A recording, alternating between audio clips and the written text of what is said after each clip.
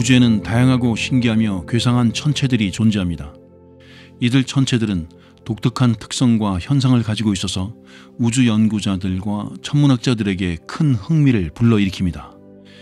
여기 몇 가지 대표적인 예시를 설명하겠습니다. 블루 스트래글러입니다. 블루 스트래글러는 매우 밝고 푸르스름한 타입의 별인데 주로 별의 군집에서 확인되며 매우 높은 유효 온도를 가지고 있습니다.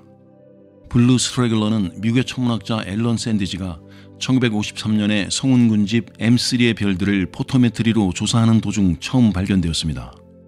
여기서 포토메트리란 2D 이미지 데이터로 기하학적인 3D 데이터를 추출하는 것을 말합니다.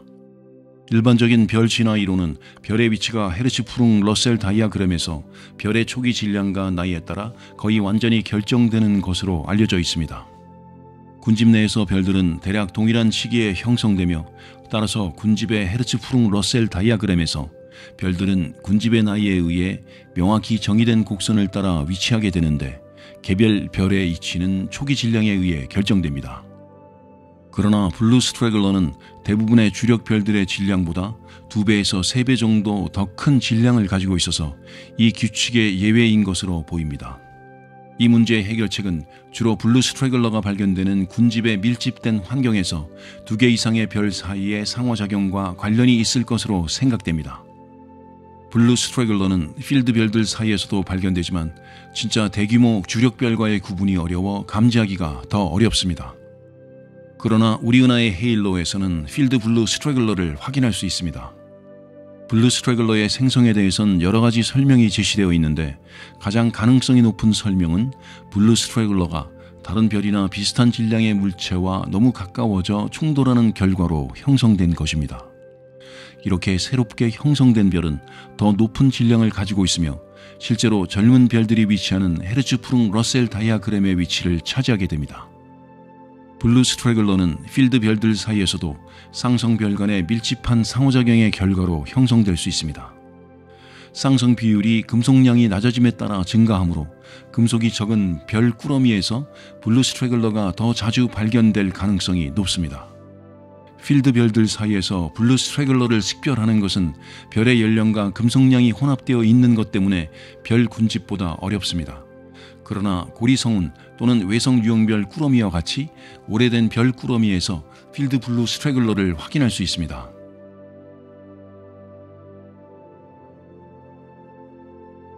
손 지트코프 천체입니다. 손 지트코프 천체는 핵의 중성자별이 포함된 가설적인 천체로 일반적으로 적색 거성이나 적색 초고성과의 충돌로 형성됩니다. 이 개념은 1977년 킵손과 안나 지트코프에 의해 제안되었으며 몇 개의 후보는 있지만 아직 확인되지는 않았습니다. 중성자별과 적색 거성의 충돌은 매우 혼잡한 성단에서 발생할 수 있는데 손 지트코프 천체가 형성되지 않으면 중성자별은 이중성 시스템을 형성합니다. 이중성 시스템으로서 중성자별은 초신성 폭발이 없으므로 초기 궤도에서 작은 속도를 유지하게 됩니다. 폭발 후 중성자별의 새로운 궤도는 다른 항성과 교차하거나 주계열성인 경우 적색 거성으로 성장하여 흡수될 수 있습니다. 중성자별이 적색 거성 안으로 침입하면 중성자별과 외증 사이에 작용하는 항력이 쌍성계의 궤도를 파괴하고 중성자별은 적색 거성의 핵으로 가라앉습니다. 이러한 과정은 초기 거리에 따라 수백 년에 걸쳐 진행되며 최종적으로 두 천체가 충돌하면 중성자별과 적색 거성의 핵이 융합됩니다. 만약 합쳐진 질량이 톨만 오펜하이머 볼코프 한계를 초과하면 블랙홀로 붕괴하고 그렇지 않으면 두 항성은 융합하여 하나의 중성자별을 형성합니다. 손 지트코프 천체의 표면은 극도로 뜨거운데 그 온도가 무려 10의 9승 켈빈을 초과합니다. 이 열은 핵융합과 중성자별의 중력에 의한 가스 압축으로 인해 생성됩니다. 고온으로 인해 일반적으로 발생하지 않는 핵 과정이 일어날 수 있는데 수소는 일반적인 핵융합이 아닌 다른 동위 원소의 혼합물로 융합되며 일부 연구자는 손 지트코프 천체 내에서 RP 과정이 발생할 수 있다고 생각하고 있습니다. 관측적으로 손 지트코프 천체는 적색 초거성과 유사한 모습을 가지거나 충분히 뜨거워서 수소풍을 날려버리는 경우에는 질소풍을 가진 볼프 레이의 별과 유사한 모습을 보일 수 있습니다. 다음은 허빅 아로 천체입니다. 허빅 아로 천체는 어린 별들이 가스나 먼지 구름과 초속 수백 킬로미터의 속도로 충돌할 때 방출되는 가스로 이루어진 작은 성운 형태의 천체입니다. 즉 젊은 별에서 항성풍이나 제트로 흘러나온 가스가 주위 먼지나 가스 구름과 충돌하여 어마어마한 빛이 뿜어져 나오는 것으로 여겨집니다.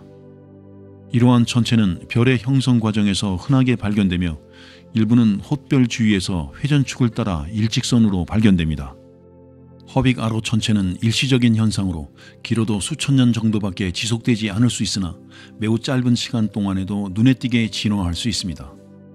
이러한 천체는 성간 공간에서 모성으로의 가스구름에 의해 빠른 속도로 이동하며 허블 우주망원경을 통한 수년간의 관찰을 통해 허빅 아로 천체의 복잡한 진화 과정이 밝혀졌습니다. 이 천체들은 일부 부분이 성간 물질과 충돌하여 밝아지는 동안 다른 부분은 희미해집니다. 허빅 아로 천체는 19세기 말 처음 발견되었으며 작은 성운 모양의 물체로 기록되었으며 그 당시에는 단순히 발광 성운으로 분류되었습니다. 허빅 아로 천체는 주변의 어린 별이 방출한 물질에 의해 생성되며 성간 물질과의 충돌로 인해 충격파와 가시광선이 발생한다는 것이 밝혀졌습니다. 1990년대 초에는 관측을 통해 제트와 유사한 형태의 허빅 아로 천체가 발견되었는데 이러한 제트는 허빅 아로 천체 형성을 위해 평행하게 방출되는 것으로 여겨졌습니다. 별들은 초기 몇만 년 동안 강착 원반과 회전원반으로 둘러싸인 가스로 이루어진 구조를 가지며 제트의 충돌로 인해 허빅 아로 천체가 작은 조각들로 상승하는 밝은 방출이 일어납니다. 허빅 아로 천체의 방출은 성간 물질과 충돌할 때 발생하는 충격파에 의해 일어나지만 그들의 운동은 복잡합니다. 분광 관측을 통해 도플러 효과로 나타나는 속도는 초속 수백 킬로미터입니다. 그러나 허빅 아로 천체의 스펙트럼 방출선은 이러한 고속 충돌에 비해 너무 약합니다. 이는 아마도 다른 물질과 충돌하여 밖으로 향하는 낮은 속도의 물질도 존재함을 나타냅니다. 전형적인 허빅 아로 천체의 방출로 예상되는 총 질량은 지구 질량의 20분의 1로 추정되며 이는 별의 전체 질량과 비교하면 매우 적은 양입니다. 허빅 아로 천체의 온도는 일반적으로 8000에서 12000 켈빈으로 관측됩니다. 허빅 아로 천체의 가스 중 약 20에서 30%는 이온화되어 있으나 이 비율은 거리가 멀수록 감소합니다. 이는 제트에서 물질이 이온화되어 있으며 충돌에 의한 이온화보다는 별로부터 멀리 이동함으로써 재결합이 발생할 수 있음을 시사합니다. 현재로서 400개 이상의 허빅 아로 천체 또는 집단이 알려져 있으며 최근 몇 년 동안 급격히 증가했으나 아직까지 전체 은하에서 차지하는 비율은 작을 것으로 예상됩니다. 추정에 따르면 허빅 아로 천체는 최대 15만 개가 존재할 수 있으며 그중 대다수는 현재의 기술로는 감지되지 않을 정도로 멀리 떨어져 있습니다. 최근 허블 우주망원경을 사용한 고해상도 사진 관측으로 많은 허빅 아로 천체의 고유운동이 확인되었습니다. 이러한 관측은 또한 허빅 아로 천체의 거리를 추정할 수 있는 우주거리 사다리를 제공합니다.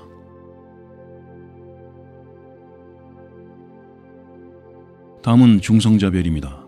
중성자별은 초신성 폭발 후 무거운 별이 중력 붕괴하여 형성되는 밀집체입니다. 중성자별은 우주에서 블랙홀 다음으로 밀도가 큰 천체로 알려져 있으며 일반적으로 반지름은 고작 12에서 13km 정도이지만 태양의 2배에 해당하는 높은 질량을 가지고 있습니다. 중성자별은 대부분이 양성자보다 조금 더 무거운 중성자로 이루어져 있으며 정기적인 중성을 가지지 않는 경우가 많습니다. 이러한 중성자별은 양자의 베타 원리에 의해 중력에 의해 붕괴되지 않고 존재할 수 있는데 이는 두 개의 중성자가 동시에 같은 위치와 양자 상태를 가질 수 없다는 원리에 기인합니다. 중성자별의 표면 온도는 대체로 약 6 곱하기 10의 5승 켈빈 정도이며 전체적인 밀도는 원자핵의 밀도에 상당히 근접하고 내부로 들어갈수록 밀도가 증가합니다. 중성자별은 블랙홀과 백색외성 사이에 위치한 밀집성 천체로 분류되고 매우 빠르게 회전할 수 있으며 초당 716회까지의 회전 속도를 가질 수 있습니다. 또한 중성자별은 펄소로 알려진 강력한 전자기 복사빔을 방출하기도 합니다. 중성자별은 두 별이 합쳐지거나 무거운 별이 붕괴함으로써 형성될 수 있는 감마선 폭발과 관련되어 있습니다. 은하에는 약 10의 8승계의 중성자별이 존재할 것으로 추정되지만 펄서나 이중성 구성원과 같은 명확한 증거가 없으면 쉽게 감지하기 어렵습니다. 회전하지 않거나 강력한 중력에 강착되지 않은 중성자별은 실제로 관측되지 않지만 허블 우주망원경은 RxJ185635-3754라는 열성 회전 중성자별 하나를 발견했습니다. 초기 질량이 8태양 질량 이상인 주계열성이 중성자별이 될 수 있는 가능성이 있으며 별이 주계열 단계를 벗어나면서 핵연소는 철을 초과한 핵을 형성합니다. 핵의 연료가 모두 고갈되면 핵은 축태압에 의해 자체적으로 지탱되어야 하고 껍질 연소로 인해 물질이 핵에 침전되면 핵은 찬드라세카르 한계에 도달합니다. 전자 축태압은 중력에 지배되지 못하고 압도되며 핵은 붕괴하여 온도가 5 곱하기 10의 9승 켈빈 이상으로 급격히 상승합니다. 이 온도에 도달하면 광붕괴가 발생하며 철 원자핵이 고에너지 감마선에 의해 알파 입자로 붕괴합니다. 온도가 더 높아지면 전자와 양성자가 결합하여 중성자를 형성하며 폭발적인 중성미자를 방출합니다. 밀도가 원자핵의 밀도인 세제곱미터당 4 곱하기 10의 17승 킬로그램에 도달하면 중성자 축태압이 별의 수축을 멈춥니다. 별의 외곽 대기는 바깥으로 내쳐져 2형 또는 1B형 초신성이 되고 이후 남은 잔해가 중성자별입니다. 중성자별의 질량이 5태양 질량보다 크다면 별은 붕괴하여 블랙홀이 되고 다른 중성자별은 근접 이중성 체계에서 형성됩니다. 중성자별은 초기에는 아주 빠르게 회전하면서 형성되고 이후에는 점차적으로 회전 속도가 감소하며 14mC에서 30초의 자전 주기를 가지고 있습니다. 이에 따라 중성자별의 탈출 속도는 초속 10만 km에서 초속 15만 km로 빛의 속도의 3분의 1에서 절반 정도에 해당합니다. 중성자별로 떨어지는 물질은 별의 중력에 의해 엄청난 속도로 가속되며 충돌 시 발생하는 힘은 원자를 파괴할 수 있을 정도로 강력하여 대부분의 경우 물질은 별의 일부로 남게 됩니다. 다음은 쿼크별입니다. 쿼크별은 가설적으로 존재하는 이론적 천체로 쿼크로 이루어져 있으며 거대한 중성자별의 안쪽에서 형성되는 초고밀도 물질로 중성자 축태 물질과 쿼크 사이의 전환 지점입니다. 여기서 쿼크란 경입자와 더불어 물질을 이루는 가장 근본적인 입자인데, 즉 경입자가 아닌 색전화를 띤 기본 페르미 입자이며 중입자와 중간자를 이룹니다. 쿼크별은 아직 천문학적으로 확인되지 않았으며 중성자 축태 물질과 쿼크 사이의 상태 방정식은 알 수 없습니다. 이론적으로는 중성자 축태 물질이 모여서 중성자별을 형성할 때 개별 중성자는 충분한 압력 아래에서 쿼크로 붕괴하여 별의 중력을 대체하고, 이러한 쿼크는 우주론에서 암흑물질의 후보로 제시되는 물질 중 하나입니다. 최근 연구에서는 쿼크별로 이루어진 기묘체가 전기장과 밀도를 감소시키는 메커니즘을 발견했습니다. 그러나 아직 기초가 탄탄하지 않은 불확정성과 관련된 기본적인 가정이 존재합니다. 다른 이론에서는 쿼크 물질과 진공 사이의 경계면이 중성자별 표면과 매우 다른 특성을 가질 것으로 설명되며 표면 장력과 전기력이 핵심 요소로 지목됩니다. 표면 장력이 임계값 아래로 내려가면 기묘체는 불안정해지고 분열되어 복잡한 기묘체 조각으로 형성됩니다. 쿼크별은 현재 이론적인 천체로 취급되지만 2002년에는 찬드라 X선 관측선을 통해 2가지 후보가 관측되었습니다.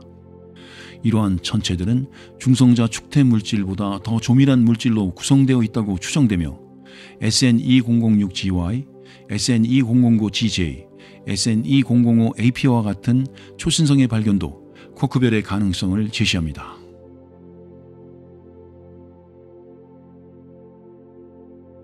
다음은 퀘이사입니다. 퀘이사는 거대한 발광체로 블랙홀이 주변 물질을 흡수하면서 발생하는 에너지에 의해 형성됩니다. 퀘이사의 중심에는 태양 질량의 10억 배에 해당하는 극도로 무거운 블랙홀이 존재하며 그 주위에는 회전하는 원반이 형성되어 있습니다. 원반의 물질은 중력에 의해 블랙홀로 떨어지면서 중력 에너지가 빛 에너지로 변환되어 거대한 양의 빛을 방출합니다. 퀘이사는 지구로부터 매우 먼 거리에 위치해 있음에도 불구하고 강력한 에너지 방출로 인해 밝게 관측됩니다. 이는 은하 중심의 초대 질량 블랙홀이 존재하는 현상과 관련이 있습니다. 퀘이사는 블랙홀 이론의 발전과 함께 그 수수께끼가 해결되어 왔으며 20세기에서 가장 중요한 지식 중 하나로 인정받고 있습니다. 퀘이사는 처음 발견될 당시 넓게 퍼져 있는 은하와는 달리 별과 같은 점광원으로 보였기 때문에 준성 또는 준성 전파원이라는 이름이 붙었습니다. 퀘이사의 정체성은 과거에 논란이 있었으나 현재는 매우 무거운 블랙홀이 은하 중심에 위치하고 주변에 높은 밀도를 가진 지역이 형성되어 있음이 밝혀졌습니다. 퀘이사의 크기는 블랙홀의 슈바르츠 실트 반지름의 10배에서 10,000배 정도이며 강착 원반에 의해 에너지가 공급되는 구조로 이루어져 있습니다. 퀘이사의 탄생에 대해서는 몇 가지 설이 제시되고 있습니다. 그중 하나는 은하 내에 있는 블랙홀이 자신이 속한 은하를 흡수하면서 커져서 퀘이사가 형성된다는 것인데, 이 과정에서 많은 에너지가 발생하여 퀘이사가 강력한 발광체가 되는 것으로 설명합니다. 또 다른 설은 초거대한 블랙홀이 이미 형성되어 있고 그 주변에 높은 밀도를 가진 물질이 존재한다는 것인데, 이러한 조건에서 물질이 블랙홀로 떨어질 때 중력 에너지가 빛으로 변환되어 발광을 일으키는 것으로 설명합니다. 하지만 아직까지 이러한 설들은 완전히 확인되지 않았으며 퀘이사의 탄생 메커니즘에 대한 연구는 계속 진행 중입니다. 더 많은 관측과 연구를 통해 퀘이사의 탄생에 대한 더욱 정확한 이해가 이루어질 것으로 기대됩니다. 또한 퀘이사는 매우 큰 적색 편의 값을 가지는데, 이는 우주의 팽창으로 인해 발생합니다. 현재까지 20만 개 이상의 퀘이사가 발견되었으며 대부분은 슬론 디지털 전천 탐사에 의해 발견되었습니다. 이들의 스펙트럼은 0.05에서 7 사이의 적색 편의 값을 보입니다. 표준 우주 모형에 따르면 퀘이사까지의 거리가 대략 6억 광년에서 280억 광년에 해당한다는 것을 의미하며, 2011년 6월 기준으로 적색 편의 값이 가장 큰 퀘이사는 ULAS J1120 플러스 0641로 그 값은 7.08로이며 지구로부터의 거리는 약 290억 광년입니다. 이렇게 퀘이사는 우리로부터 아주 멀리 떨어져 있으며 우리가 관측하는 퀘이사와 그 주변 환경의 모습은 우주가 탄생한 초기의 모습을 닮아 있습니다. 퀘이사는 우주에서 가장 밝고 강력하며 활동적인 천체로 알려져 있고 젊은 은하의 내부에 위치하여 막대한 양의 에너지를 발산할 수 있습니다.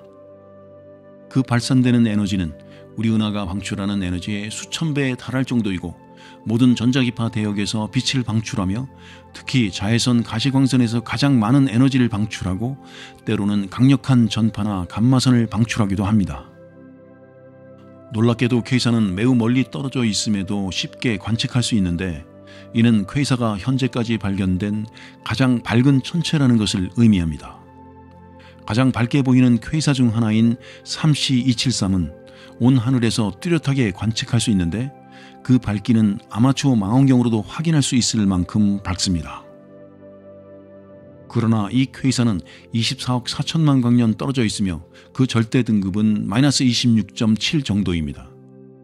이는 태양의 약 2조 배에 해당하는 밝기를 가지며 우리 은하와 비교할 때 전체적인 밝기에서 약 100배에 해당합니다. 퀘이사는 크기와 질량 면에서도 특이한 특징을 가지고 있는데, 일부 퀘이사는 가시광선과 X선 영역에서 빠른 밝기 변화를 보입니다. 이 밝기 변화를 통해 퀘이사의 빛이 나오는 영역의 크기를 추측할 수 있고, 이 밝기 변화는 시간에 따라 일어나며 이는 퀘이사의 모든 부분들이 함께 변하는 것을 의미합니다. 또한 천문학자들은 반향 측량법이라는 관측 기술을 사용하여 퀘이사의 질량을 측정했는데, 약 10의 6승에서 10의 9승 태양 질량에 해당하는 매우 큰 값임이 밝혀졌습니다. 1960년대에 퀘이사가 처음 발견된 시점에서는 강력한 에너지를 발산할 수 있는 방법이 알려져 있지 않았기 때문에 퀘이사의 크기, 거리, 그리고 에너지 원천 등에 대한 논란이 있었습니다. 그러나 블랙홀로 떨어지는 물질의 중력 에너지가 퀘이사의 에너지 원천임이 밝혀지면서 이러한 논란은 해결되었습니다. 퀘이사의 에너지원은 중심에 무거운 블랙홀로 빠져들어가는 물질의 중력 에너지입니다. 이러한 기작으로 인해 일반적으로 활동 은하라고 알려진 은하들이 밝게 빛나게 됩니다. 퀘이사 중심의 블랙홀에서는 빛이 탈출할 수 없기 때문에 퀘이사에서 나오는 에너지는 블랙홀의 사건 지평선 바깥쪽에 위치한 원반에서 발생합니다. 블랙홀로 떨어지는 물질은 각 운동량을 가지고 있기 때문에 바로 블랙홀 중심으로 떨어지지 않고 회전하는 원반을 형성하게 됩니다. 이 원반은 강착 원반이라고 불리며 물질은 회전하면서 블랙홀로 떨어지고 있습니다. 이 과정에서 물질의 중력 에너지가 강력한 마찰에 의해 빛 에너지로 변환됩니다. 수십 개의 비교적 가까운 은하를 관측한 결과 K사와 유사한 질량을 가진 매우 무거운 블랙홀들이 발견되었습니다. 이로 인해 대부분의 대형 은하가 중심에 블랙홀을 가지고 있는 것으로 보이고 일부 은하에서는 블랙홀에 물질이 공급되는 경우가 있는데 이러한 경우에는 강한 에너지를 방출하는 퀘이사가 관측됩니다. 공급되는 물질이 소진되면 퀘이사의 활동이 멈추지만 은하들의 충돌이나 상호작용으로 인해 새로운 물질이 공급될 경우 다시 퀘이사 활동이 시작될 수 있습니다. 아직 정확히 알려져 있지는 않지만 퀘이사는 주로 폭발적으로 별을 만들어내는 은하들에서 주로 발견됩니다. 따라서 은하의 별 생성과 중심의 블랙홀 성장은 함께 이루어지는 것으로 보입니다. 그러나 이 두 가지 과정이 어떻게 상호작용을 하는지는 알려진 바가 없어서 외부 은하 천문학 연구의 활발한 주제 중 하나가 되었습니다. 퀘이사는 희귀한 천체이며 드물게 2개 이상의 퀘이사가 서로 가까이 존재하는 경우도 있습니다. 천문학자들은 이러한 퀘이사 쌍을 연구하여 우주의 구조, 퀘이사 및 은하와 블랙홀 등의 특성을 알아내는 중요한 도구로 활용하고 있습니다. 실제로 물리적으로 가까운 거리에 있는 여러 퀘이사 사이에도 퀘이사 쌍이 존재합니다. 현재까지 수십 개 정도의 퀘이사 쌍이 알려져 있는데 이는 허상이 아닌 실제 쌍입니다. 그러나 세계의 퀘이사로 이루어진 3중 퀘이사 쌍은 극히 드물다고 합니다. 2013년까지 QQQ J1432-0106과 QQQ J1519 플러스 0627 두 개의 3중 퀘이사 쌍만이 알려져 있습니다. 거리가 매우 가까운 두 퀘이사 사이에는 퀘이사들이나 퀘이사의 모은하들이 실제로 병합하거나 상호작용하는 쌍퀘이사나 쌍블랙홀도 발견되었습니다. 이러한 현상은 이중 퀘이사나 이중 블랙홀로 알려져 있습니다. 앞으로도 특이 천체에 대한 관심과 연구는 계속될 것입니다.